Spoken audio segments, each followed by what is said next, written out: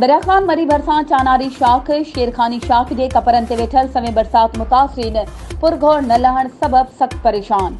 तफ़सीलन मूजिब दरिया खान मरी भरिसां ॻोठ लड़गोठ अलावरायो डायरी समेत मुख़्तलिफ़ ॻोठनि जे रहवासियुनि खे इलाइक़े जी सियासी समाजी अॻवाननि अली बख्श सूमरो अल्लाह बचायो उर्फ हाजी डायरी अलावरायो डायरी पारां बेड़ी ज़रिए 500 खां वधीक घरनि में फाथल रहवासियुनि खे बेड़ी ज़रिए चानारी शाख शेरखानी शाख ऐं डी ते पहुचायो, जॾहिं ते रेस्क्यू दौरान मासूम ॿारनि जा लाश पिण कढिया विया।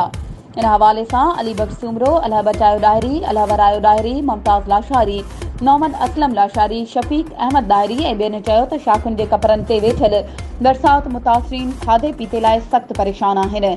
केतिराई मरीज़ इलाज न थियण करे सख़्त परेशान आहिनि।